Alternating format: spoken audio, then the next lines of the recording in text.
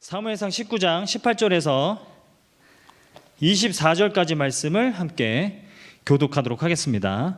사무엘상 19장 18절부터 24절까지 말씀을 함께 교독하도록 하겠습니다. 제가 먼저 읽겠습니다. 다윗이 도피하여 라마로 가서 사무엘에게로 나아가서 사울이 자기에게 행한 일을 다 전하였고 다윗과 사무엘이 나요스로 가서 살았더라.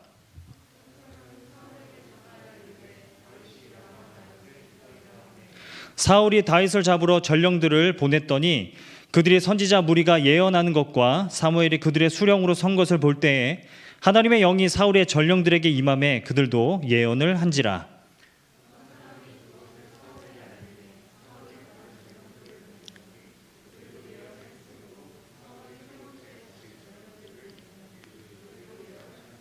이에 사울도 라마로 가서 세구에 있는 큰 우물에 도착하여 물어 이르되 사무엘과 다윗이 어디 있느냐? 어떤 사람이 이르되 라마 나요스에 있나이다.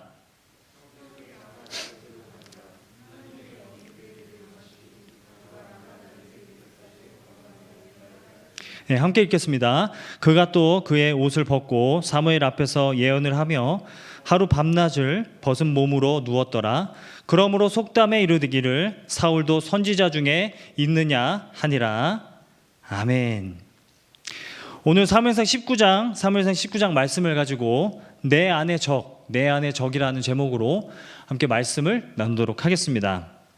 여러분, 이스라엘 왕 사울에게는 충성스러운 신하 다윗이 있었습니다. 그런데 언제부턴가 이 사울은 다윗을 질투하기 시작하죠. 여러분, 사울이 다윗을 질투하게 된 직접적인 원인은 그 당시에 여인들이 지어 부르던 유행가 때문에 그랬습니다. 여러분, 사무엘상 18장 7절 말씀을 보게 되면요, 이런 이제 노래를 부르는데요. 사울이 죽인 자는 천천히요, 그리고 다윗이 죽인 자는 만만이라, 이런 노래를 지어서 여인들이 뛰놀면서 이제 노래를 부르고 있는 겁니다. 사울이 전쟁에 나가서 죽인 사람들의 숫자는 1000명이지만 다윗이 전쟁에 나가서 죽인 사람들의 숫자는 10,000명이다. 이렇게 두 사람을 비교하는 그런 노래를 지어서 부른다라는 거죠. 그리고 사울이 눈으로 보기에는 다윗은 전쟁에 나갈 때마다 꼭 이겨요. 대승을 거두고 옵니다. 그리고 모두에게 인정과 사랑을 받습니다. 사울이 다윗을 의도적으로 전쟁에 내보내서 다윗이 전쟁에서 죽도록 그렇게 유도하지만 그때마다 다윗은 살아서 돌아옵니다. 그래서 사울은 참다 못해서 이제 다윗을 대놓고 죽이라고 명령을 하는데요, 19장 1절을 보게 되면 이제 사울이 부하들에게 말합니다. 사울이 그의 아들 요나단과 그의 신하들에게 다윗을 죽이라 말하였더니 사울의 아들 요나단이 다윗을 심히 좋아함으로 라고 이야기합니다. 사울은 이제 다윗을 대놓고 죽이려고 하고 있다는 거예요. 사무엘상 19장은 우리의 마음 가운데 있는 질투와 미움이 가져오는 인간관계의 그 파극을 보여주는 말씀입니다. 여러분, 우리 일상에서도 질투와 미움 때문에 우리는 서로 상처를 주기도 하고 상처를 받기도 합니다. 여러분, 질투는 우리가 생각할 때 열등한 사람이 느끼는 감정이라고 생각하지만 우월한 사람이 질투를 느낄 때도 있습니다. 내가 앞서가고 있는데 누군가가 나를 뒤쫓아오고 있을 때, 그때 앞서가고 있는 사람이 느끼는 질투는 더 무섭고 더 거센 법이죠. 오래전에 여러분 아실지 모르겠는데 과거 씨름 황제라 불렸던 그 이만기 씨가 씨름판을 이렇게 주름잡고 있을 그때 강호동이라는 이제 신임 이제 씨름 선수가 이제 등장을 한 겁니다. 그래서 강호동이 막 승승장구를 막 하고 있었던 거예요. 그래서 이만기는 그 강호동의 모습을 보면서 그렇게 얄밉고 그렇게 건방져 보일 수가 없었더라라고 이야기하는 그런 인터뷰를 제가 들은 적이 있습니다. 그때 여러분, 이만기는 이미 10번이나 천하장사 그 타이틀을 거머쥐었던 그런 경력이 있었고, 이만기는 당시에 은퇴를 앞두고 있던 사람이었음에도 불구하고 강호동이라는 신인이 나타나서 승승장구하고 자기를 추격해 오자 그 강호동이 그렇게 꼴사납게 보였다라고 이야기했다라는 거예요. 여러분, 이처럼 우리 안에 느껴지는 질투와 시기는 어쩌면 굉장히 자연스러운 반응일 수도 있겠습니다. 그래서 저는 사울의 마음이 어느 정도는 이해가 돼요. 사울도 다윗을 질투할 만했겠다라는 생각이 듭니다. 여러분, 당시에 거의 아기상어급으로 유행가였던 것이 사울은 천천히고 다윗은 만만이다, 이 노래였기 때문에 모든 사람이 다윗을 사랑하고 모든 사람들이 다윗을 인정하고 있으니 사울의 눈에는 다윗이 그렇게 꼴사납게 보이는 겁니다. 여러분, 이런 상황에서 질투 안 하는 사람이 어디 있겠습니까? 이런 시선으로 우리가 본문을 들여다봐야 한다라는 것이죠. 여러분 다 아시겠지만 송지수 목사님은 저보다 키가 큽니다. 월등히 큰 건 아닌데 좀 커요. 근데 비밀이 한 가지 있어요. 앉은 키는 제가 더 커요. 왜 그러냐면 송지수 목사님은 다리가 유난히 깁니다. 그래서 교육자실에서 한번 회의를 하는데 둘이 이렇게 나란히 앉아 있었는데 이수림 목사님이 키가 더 크네요 라고 얘기해서 둘이 일어났더니 대폭소했던 그런 적이 있어요. 저는 송지수 목사님의 그 다리 길이에 질투를 느낍니다. 그래서 못마땅해요. 그냥 부러뜨리고 싶을 때가 있어요. 그냥 이렇게 뒤에서 로우킥으로 아무튼 여기까지. 네. 또 한 가지가 있습니다, 여러분. 예레미야 박선자 간사님은 저랑 동갑이에요. 여러분, 오래전에 제가 이 얘기를 어떤 청년 자매한테 한번 얘기를 한 적이 있는데 기겁을 하는 거예요. 엄청 놀래하면서 어떻게 그럴 수가 있냐고. 그래서 그 자매를 그 후로 제가 불편하게 여기고 있습니다. 네, 뭐죠? 네. 아무튼 그렇다는 거예요. 어떻게 보면 질투는 굉장히 자연스러운 반응이고 여러분, 질투가 가져오는 긍정적인 그런 효과도 분명히 있을 거라는 생각이 좀 들어요. 근데 여러분, 우리가 기억해야 될 것은 질투는 불과 같습니다. 내가 잘 제어하지 못하면 그 불이 나와서 다른 사람들을 태우고 나 자신을 태우게 된다는 것을 우리가 기억을 해야 한다는 것이죠.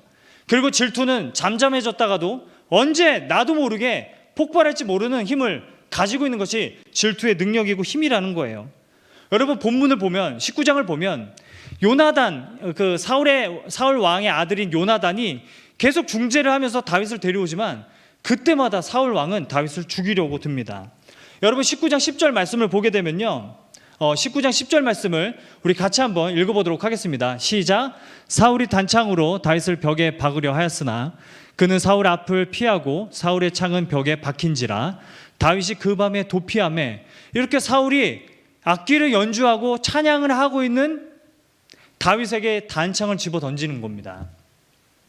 그래서 다윗은 사울을 피해서 도망가 버립니다.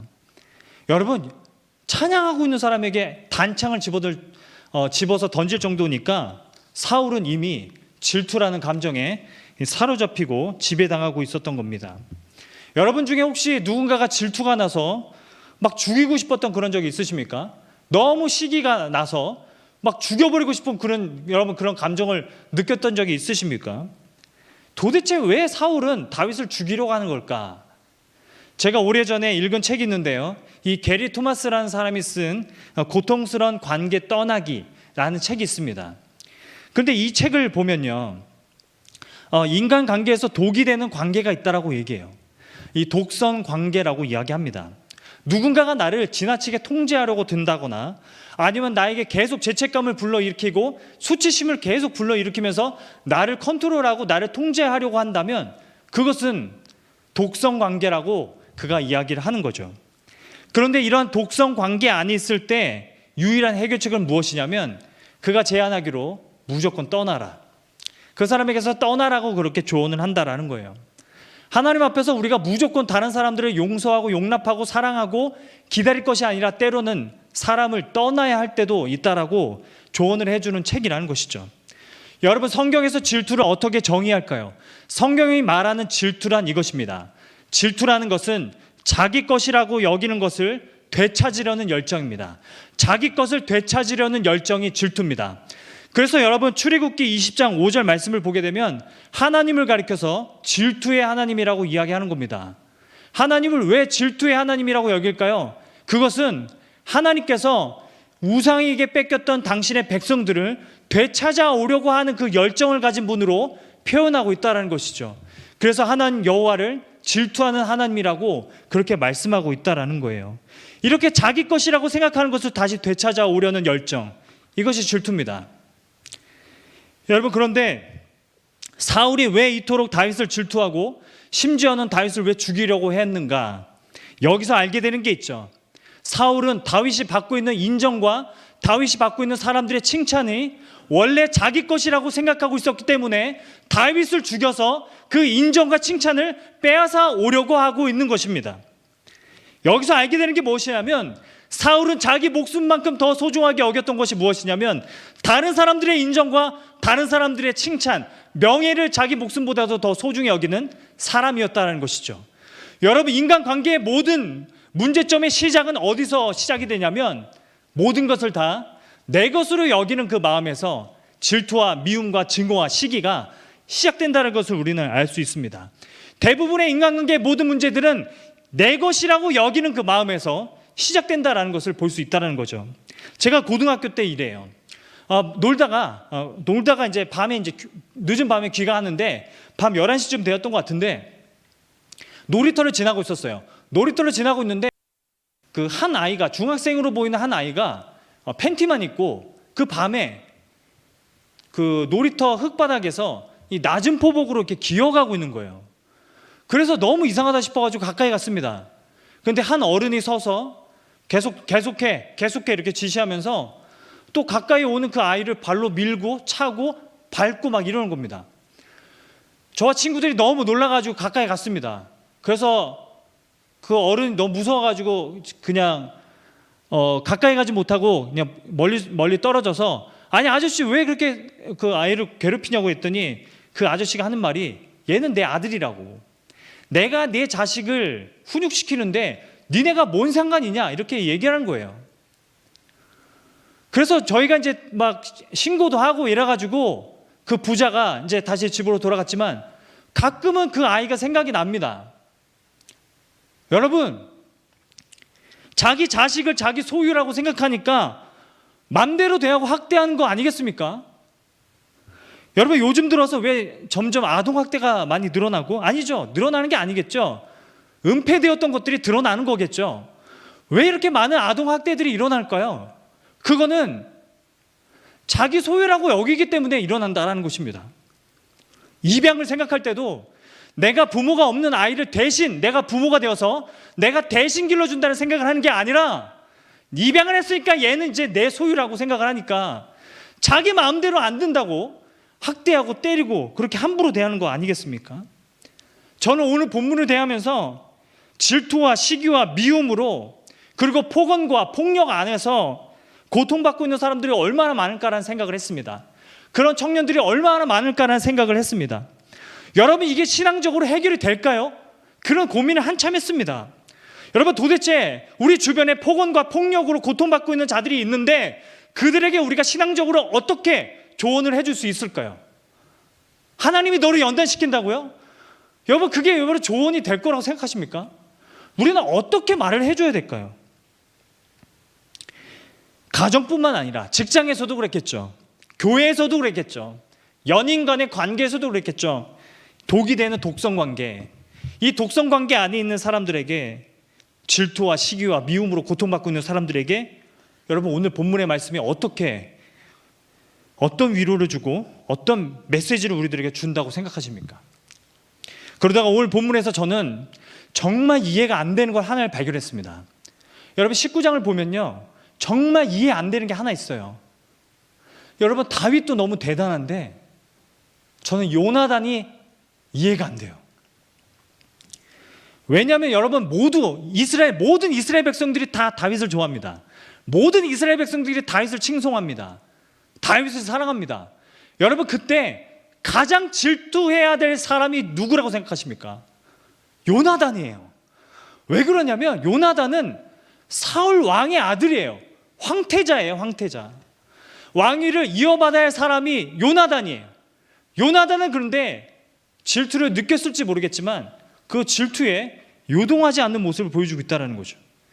다윗을 오히려 살리고 있다는 거예요. 여러분, 이상하지 않습니까? 어떻게 요나단은 이럴 수 있죠? 질투와 미움으로 가득한 사람들 속에서 어떻게 요나단은 이렇게 사랑이 많죠? 이렇게 인애가 깊은지 여러 번 생각을 해보게 되었습니다. 여러분, 흔히 우리가 다윗과 요나단을 친구라고 부르잖아요. 우정이라고 부르잖아요. 그런데 여러분, 본문을 잘 보면은, 연구해 보면은 요나단과 다윗은 10살에서 20살 차이가 납니다. 요나단이 한 20살 정도 많아요. 그러니까 친구라기보다는 스승과 제자예요. 여러분, 요나단이 다윗에게 옷을 벗어주는 장면이 18장에 나오는데 18장 4절 말씀이에요. 우리 18장 4절 말씀을 함께 한번 읽어보겠습니다. 같이 한번 읽겠습니다. 시작. 요나단이 자기가 입었던 겉옷을 벗어 다윗에게 주었고 자기의 군복과 칼과 활과 띠도 그리하였도다. 여러분, 여기서 요나단이 자기의 옷을 벗어주는 거 이거요. 그 군복과 칼과 활을 띠를 그렇게 주는 거, 이거는 무엇을 상징하는 모습이냐면 이미 요나단은 마음에서 다윗에게 왕위를 물려주고 있는 거예요. 어떻게 요나단이 이럴 수 있을까 하는 생각이 들어요. 질투를 안 느낄까? 이런 생각을 하게 된다는 것이죠. 여기서 알 수 있는 건 무엇이냐면 요나단이 늘 마음에 간직하고 있는 소원이 무엇이었는지를 우리는 발견하게 됩니다. 요나단은 사울과 달랐습니다. 요나단이 늘 마음에 간직하고 있었던 소망은 자기 나라가 부강해지는 게 아니라 하나님 나라가 부강해지는 겁니다. 그러니까 요나단은 질투를 느낀다 하더라도 그 질투에 요동하지 않고 있다는 것입니다. 이처럼 질투와 미움이 가득한 세상에서 독성 관계 속에서 신앙적으로 우리가 살아낼 수 있는 방법이 하나 있는데 그것이 무엇이냐면 마태복음 6장 33절 말씀입니다. 여러분, 마태복음 6장 33절 말씀, 먼저 그의 나라와 의를 구하는 것, 이것이 독성관계 안에 살아가는 우리의 삶에서 우리가 붙들어야 될 말씀입니다. 가정 안에서, 친구들과의 관계 속에서, 그리고 질투와 미움으로 가득한 세상에서 우리가 추구해야 될 방법이라는 거죠. 독성관계에서 우리가 헤어나올 수 있는 방법이 먼저 그의 나라와 의를 구하는 것이죠. 하나님 나라를 더 열망하며 살아가는 것, 이게 유일한 방법이라고 저는 확신합니다.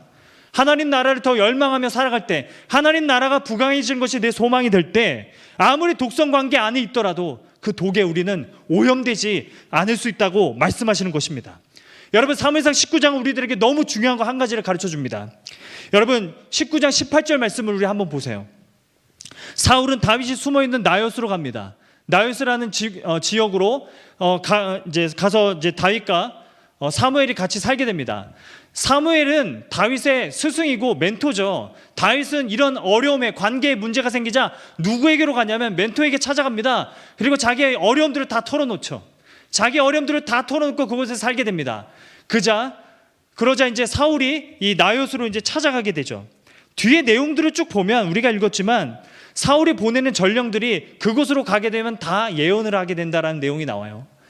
사울은 전령들을 3번이나 보냈는데 3번이나 다 그 전령들이 그 사무엘 가까이 가니까 다 하나님의 영에 압도되어서 예언을 하더라 라는 그런 내용이 이어지고 있다라는 것이죠. 그래서 결국 24절을 보게 되면은 사울도 결국 예언을 하게 되는데 우리 24절 말씀을 한 번 더 읽어보도록 하겠습니다. 함께 읽겠습니다. 시작. 그가 또 그의 옷을 벗고 사무엘 앞에서 예언을 하며 하루 밤낮을 벗은 몸으로 누웠더라. 그러므로 속담에 이르기를 사울도 선지자 중에 있느냐 하니라. 여러분, 여기서 사울이 벗은 몸으로 있고 옷을 벗었다, 이런 것들은, 이런 표현들은 그냥 나체로 있었다는 게 아닙니다. 나체로 있었다는 게 아니라 왕의 옷을 벗고 그렇게 간소한 차림으로 하나님 앞에 예배하는 그런 모습을 표현하고 있는 말씀이라는 거예요. 그래서 생겨난 속담이 무엇입니까? 사울도 선지자 중에 있느냐, 사울도 선지자 중에 있느냐, 이 속담이 이제 있었다라고 설명하고 있죠. 여러분, 선지자는 히브리어로 나비입니다. 히브리어로 나비예요. 하나님의 말씀을 맡아서 전하는 자, 이게 선지자라는 거예요. 성경에서 여러분 예언이라는 그 한자를 보게 되면요, 예언이라는 한자가 미리 예자를 쓰는 게 아니라 맡길 예자를 씁니다. 우리가 예금할 때 그 예자가 예언의 예자입니다. 그러니까 예언은요, 우리가 생각하는 대로 앞으로 일어날 일을 예측해서 하나님이 알려주셔서 앞으로 일어날 일들을 선지자들이 미리 말하는 거, 그게 예언이 아니고요, 하나님이 말씀을 맡겨주시면 말씀을 맡고 말씀을 전하고 하나님의 뜻을 전하고 하나님을 예배하는 것, 그게 예언입니다. 여러분, 그게 예언이라는 거예요. 그래서 하나님은 많은 당신의 사람들에게, 당신이 도구로 세우신 사람들에게 이 예언을 할 수 있도록 은사를 주십니다. 그래서 하나님의 뜻을 전하게 하시죠. 이스라엘 백성들에게 하나님의 뜻을 전하라고 이 은사를 주시는 거예요. 그래서 다윗은 하나님이 주신 은사를 가지고 시편을 기록하게 되죠. 솔로몬은 잠언과 전도서를 기록하게 되죠. 이 은사를 가지고. 그러니까 여기서 알 수 있는 게 뭐예요? 사울도 하나님을 경외하는 사람이었으면 사울도 시편을 쓸 수 있었습니다. 하나님의 은사를 주셨으니까요. 선지자들 중에 사울이 있느냐? 이 속담의 의미가 무엇이냐면 사울도 선지자 중에 있는데 도대체 사울은 뭘 한 거냐? 이런 뜻이 나는 겁니다. 하나님은 사울에게 말씀을 맡기셔서 이스라엘 백성들에게 하나님의 뜻을 전하고 하나님의 말씀을 전할 수 있도록 은사를 주셨는데 도대체 사울은 뭐 한 거냐? 이 뜻이라는 겁니다. 사울은 이스라엘 백성들에게 한 번도 하나님의 말씀을 전하거나 하나님의 뜻을 전한 적이 없습니다. 하나님은 사울에게 많은 은사들을 주셨어요. 많은 기회를 주셨어요. 많은 달란트를 주셨어요. 많은 능력을 주셨어요. 많은 시간과 기회를 주셨어요. 사울은 그거 다 어디 했습니까? 자기 질투에 다 씁니다. 다윗을 죽이는데 다 씁니다. 자기의 나라를 이루는데 다 씁니다. 그렇게 다 허비하고 낭비하고 있다는 것을 사무엘상 19장이 다 말씀하고 있다는 것입니다. 여러분 성경의 역사에서 이스라엘이 왜 망한지 아십니까? 외부의 침략 때문에 아닙니다. 이스라엘이 망한 이유는 서로 질투하고 시기하고 견제하고 저마다 자기 왕국 세우고 자기 사람들 만들려고 하고 하나님이 주신 능력과 하나님이 주신 은사와 달란트를 가지고 자기 왕국을 세우려고 서로 시기하고 질투했기 때문에 그 나라가 망하게 됐다고 말씀하고 있다는 것이죠. 다윗도 여러분 나중에 그 우리아의 아내를 질투합니다. 그래서 우리아의 아내를 뺏어오죠. 다윗의 아들은요, 압살롬은 자기 아버지로부터 자기 왕국을 빼앗으려고 아버지를 죽이러 다가오게 되죠. 신약으로 넘어가면요, 예수님을 사람들이 십자가에 못 박습니다. 왜 예수님이 십자가에 못 박았습니까? 바리새인과 제사장들이 보기에는 저 예수가 사람들의 명예와 사람들의 인정과 사람들의 인기를 다 거머쥐는 것처럼 보이니까 원래 자기의 명예고 원래 자기의 인기인데 예수라는 사람이 다 뺏어가는 것으로 생각하니까 질투와 시기 때문에 예수를 모함해서 십자가에 못 박아 죽였다는 거예요. 여러분, 우리가 살면서 얼마나 미워하고 시기하는데 얼마나 많은 에너지를 쓰는지 한번 돌아봅시다. 여러분, 하나님이 주신 은사와 능력과 기회와 시간들 서로 미워하며 시기하며 질투하는데 우리가 얼마든지 다 허비할 수 있다는 것을 우리는 기억해야 한다는 거죠. 사람들이 말해요. 교회는 이미 망했다고요. 여러분, 교회가 망했어요? 여러분, 사람들이 말합니다. 이단 때문에 망했대요. 코로나 때문에 망했대요. 세속주의 때문에 망했대요. 절대 그렇지 않습니다. 여러분, 흑암의 권세가 하나님의 나라를 무너뜨릴 수 없다고 말씀하셨습니다. 여러분, 사탄은 하나님 나라를, 교회를 무너뜨릴 수 없습니다. 사탄이 하는 일은 사람들 사이에 시기와 질투를 조장하고 모든 것을 다 자기 것으로 여기게끔 하여서 서로에게 빼앗게 만드는 그 유혹을 하는 게 사탄의 일입니다. 그래서 기독교 역사를 보면 교회를 어렵게 만들고 기독교에 암흑기가 찾아왔던 이유는 다 하나같이 외부의 적이 아니라 내부의 적이 있었습니다. 내 마음의 적 때문에 교회가 어려워지고 그리고 교회에 암흑기가 찾아왔던 것이죠. 질투와 시기를 컨트롤하지 못하고 서로에게 부르지르고 그야말로 내부 총질하는 그런 일들 때문에 교회가 망하고 그리고 하나님 나라가 흔들리는 그런 일들이 있었다는 것입니다.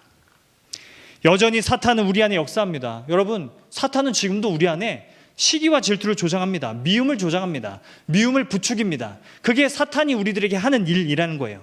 그래서 서로에게 총을 겨누게 만들고 내부 총질하게 만든다는 거예요. 그래서 사탄이 궁극적으로 이루고자 하는 것은 우리로 하여금 선한 일 그리고 하나님 나라를 위한 일에는 아무 일도 못하게 만드는 그것을 사탄이 노리고 있다는 것을 우리는 기억해야 할 줄 믿습니다. 지금도 여러분 세계 열방에는요 복음이 필요한 사람들이 많습니다. 여러분, 인권이 유린되고 그리고 충분히 인간으로서 받아야 될 권리를 보장받지 못한 채 살아가는 사람들이 많고, 하나님은 그래서 우리들에게 말씀을 맡기시고 말씀을 전할 수 있도록, 복음을 전할 수 있도록, 누구든지 예수 그리스도의 이름을 믿으면 구원을 얻고 하나님 나라를 살아갈 수 있다는 그 복음을 우리들에게 주셔서 그 복음을 전하라고, 그 복음을 붙들고 우리가 서로 사랑하며 살아가라고 하나님 우리들에게 지금도 기회를 주시고 능력을 주시고 은사를 부어주십니다. 교회 안에 은사를 부어주십니다. 많은 사람들에게 능력을 주십니다. 기회를 주십니다. 시간을 주십니다. 그런데 우리는 무엇에 쓰고 있습니까? 여러분, 작년 한 해 무엇에 쓰고 있었습니까? 우리는 이것을 돌아봐야 한다는 것이죠. 세상을 위해 기도하고 복음을 전하고 복음대로 살기 위해 힘써야 되는데 서로 가정 안에서 싸우느라, 교회 안에서 싸우느라, 교계 안에서 싸우느라 우리는 다 그 에너지를 다 허비하고 있었다라는 것이죠. 여러분, 저는 압니다. 분명하고 확실한 신학을 정립해야 되는 거 알죠? 뭐가 맞고 맞는지, 옳고 틀린지를 분명히 알아야 되는 거 알죠? 여러분, 그런데 우리는 분명하고 확실하게 아는 것조차 행함이 없는 그런 신앙생활을 하고 있는 모습이라는 거죠. 사무엘상 19장이 우리들에게 던지는 메시지는 이것입니다. 너희들도 하나님께서 예언의 은사를 주시고 말씀을 맡기시고 복음을 맡기셨는데 도대체 무엇을 하고 있느냐, 우리들에게 묻고 있다는 것이죠. 우리가 하나님이 주신 기회와 시간과 하나님 우리들에게 주신 많은 능력들, 우리 주변에 보면 은사와 달란트를 갖고 있는 그런 청년들, 그런 사람들 많습니다. 그 은사들을 우리가 무엇을 위해 쓰고 있는지를 우리가 돌아보고 더 하나님 나라를 바라보고 하나님 나라를 열망하며 살아가는 저와 여러분 모두가 되기를 축복합니다. 말씀을 맺겠습니다. 사역을 하면서 참 오랜 시간 동안 저는 그 청년들이 겪는 그 관계 문제에 대해서 많이 들어왔습니다. 관계 문제로 고통을 받고 있는데 계속해서 끌려다니는 그런 일들도 많이 들었습니다. 어떤 때는 본인이 잘못한 게 없는데 본인은 피해자인데 계속 그 관계 안에서, 독성 관계 안에서 끌려다니는 그런 청년들도 굉장히 많았습니다. 제가 청년 때 리더를 하고 있을 때인데 한 자매가 저에게 이제 상담을 요청했어요. 그래서 그렇게 이야기를 들어주는데 남자친구가 폭행을 한다라는 그런 얘기였어요. 그래서 헤어지자고 하면은 며칠 뒤에 전화가 와서 너 때문에 내가 죽겠다, 내가 죽어버리겠다, 그렇게 협박을 하고, 그래서 다시 만나게 되고, 그렇게 만나고 헤어짐을 수십 번 반복하고 있다는 얘기를 들었습니다. 그래서 제가 절대로 만나지 말라고 번호도 바꿔버리라고 했는데 다시 또 마음이 약해져서 만나게 되고 연락하게 되고, 그 일들을 반복하는 그런 경우를 봤습니다. 여러분, 이뿐이겠습니까? 가정 안에서 여러분 도저히 벗어날 수 없는 그런 관계 속에서 고통받고 있는 청년들이 얼마나 많습니까? 교회 안은 어떻고요? 직장 안은 어떻고요? 우리가 살아가는 인생 가운데서 독성적인 그런 관계 안에서 그렇게 힘들어하고 그렇게 고통받고 있는 그런 청년들이 많다라는 것이죠. 여러분, 가스라이팅이라는 말 아십니까? 그 영화에서 이제 비롯된 말인데, 영화에서 이제 그런 장면이 있었습니다. 남편이 아내에게 의도적으로 이제 조명을 좀 어둡게 해놓고 아내가 조명이 어둡다고 하니까 당신 눈이 이상한 거라고, 당신이 이상한 거라고. 그래서 그 아내로 하여금 스스로를 못 믿게 하고 자책하게 만들고, 그래서 가해자를 오히려 의지하게 만드는 그런 수법, 그걸 가스라이팅이라고 하죠. 수치심과 죄책감을 자극해서 상대를 교묘하게 통제하고 정신적으로 학대하는 거, 이게 가스라이팅입니다. 우리가 살아가는 세상에 얼마나 이런 가스라이팅들이 많은지 저는 듣고 있습니다. 저는 생각했어요. 왜 사람들이 가스라이팅에 빠질까? 왜 그것이 잘못된 건 줄 알면서도 왜 가스라이팅에 빠질까라는 생각을 했어요. 그러다 생각한 것이 무엇이냐면, 상대를 긍휼히 여겨서도 있겠지만 자기의 정당함을 인정받고 싶은 마음이 있을 거란 생각을 했습니다. 내가 잘못한 게 없는데, 내가 잘못한 게 없다라는 것을 난 인정받고 싶은데 왜 저 사람은 날 못 믿어주고 그렇게 나를 괴롭히는 걸까? 그 관계 안에 빠져 있는 청년들이 많다라는 거예요. 정당함은 하나님께만 받으면 된다라는 것을 말씀드리고 싶습니다. 우리는 사람을 기쁘게 하기 위해 존재하는 자들이 아니라 하나님을 기쁘게 하기 위해 존재하는 자들이라는 것을 말씀해드리고 싶습니다. 어떤 사람이든 그 사람으로 인해서 만약에 내 소명을 잃어버리고 내 사명을 잃어가고 있다면 즉시 떠나십시오. 즉시 관계를 정리하기를 축복합니다. 하나님이 우리에게 원수를 사랑하라고 했지. 그래서 무엇인가 다른 사람들이 나에게 잘못을 했을 때 그대로 보복하지 말고 참고 인내하라고 하셨지, 원수를 위해서 살라고 하시지 않았습니다. 그 사실을 기억하고 우리가 살아갈 수 있기를 바랍니다. 복음은요, 하나님이 이미 우리를 인정해 주셨다라는 것입니다. 우리가 아무리 미흡하고 죄가 있어도 우리를 인정해 주셨다는 사실이 복음입니다. 그 복음을 여러분 날마다 붙드시고 살아갈 때 더욱더 우리가 다른 사람들에게 휘둘리지 않는 그런 삶을 살아갈 수 있기를 바랍니다. 말씀 한 구절을 제가 읽어드리고 말씀을 맺도록 하겠습니다. 역대상 4장 10절 말씀인데요, 잘 아는 말씀일 겁니다. 제가 읽어드리겠습니다. 야베스가 이스라엘 하나님께 아뢰어 이르되 주께서 내게 복을 주시려거든 나의 지역을 넓히시고 주의 손으로 나를 도우사 나로 환난을 벗어나 내게 근심이 없게 하옵소서 하였더니 하나님이 그가 구하는 것을 허락하셨더라. 나의 지역을 넓히시고 주의 손으로 나를 도우사 나로 환난을 벗어나 근심이 없게 하옵소서. 여러분, 야베스가 언제 사람인 줄 아세요? 여호수아가 사역을 하던 그 시대의 사람입니다. 가나안 땅을 분배하고 있을 때의 사람입니다. 야베스가 여기서 지역을 넓혀달라는 건 하나님 날 좀 글로벌하게 살게 해주세요, 외국 가게 해주세요, 이 얘기가 아닙니다. 지역을 넓혀달라는 것은 하나님 저에게 더 많은 분깃을 주셔서 제가 정복하겠습니다, 더 많은 하나님의 나라를 위해서 제가 살아가겠습니다라는 고백이었다라는 것입니다. 마찬가지입니다. 여러분, 우리의 진짜 문제는 우리의 삶의 영역이 너무 좁다라는 데 있습니다. 우리의 삶의 지경이 너무 좁다라는 데 있습니다. 여러분, 우리는 계속 좁은 지역 안에 살아가고 있어요. 그것이 전쟁터인 것 마냥 살아가고 있어요. 언제까지 우리가 이렇게 살아가야 되죠? 언제까지 내가 그렇게 힘들어하고 내가 그렇게 어려워하는 그 사람들 관계 속에서 우리가 그렇게 살아가야 되죠? 하나님은 우리들에게 원하시는 것은 이것입니다. 먼저 그의 나라와 의를 구하라는 것입니다. 지경을 넓혀달라고 구하라고 하나님 말씀하십니다. 그것이 우리가 복잡하게 얽혀있는 그 관계 속에서 우리가 살아가는 방법인 줄 믿습니다. 교회가 전쟁터가 되고 가정이 전쟁터가 되고 있습니다. 내 마음이 전쟁터가 되고 있습니다. 하나님이 공급해 주신 에너지와 힘과 능력과 시간과 기회와 모든 것들을 질투와 시기와 미움에 다 쏟아버리고 있는 것이 아니라 더 큰 하나님 나라를 바라보면서 오늘도 하나님 나라를 소망하면서 먼저 그의 나라와 의를 구하면서 나의 지경을 넓혀 주시옵소서, 당신의 손으로 나를 붙드셔서 나로 하여금 환난을 벗어나 나에게 근심이 없게 하옵소서, 이렇게 야베스처럼 기도하며 나아가는 저와 여러분 모두가 되기를 축복합니다. 여러분의 삶 가운데 아무리 어렵고 힘든 그런 복잡한 관계 속에서, 여러분 그런 독성 관계 속에서 먼저 하나님 나라를 구하며 나의 지경을 넓게 하소서, 하나님을 더 구하며 하나님이 나를 인정하신 그 사실을 기억하며 그 복음을 붙들고 살아내는 저와 여러분 모두가 되기를 주님의 이름으로 축복합니다.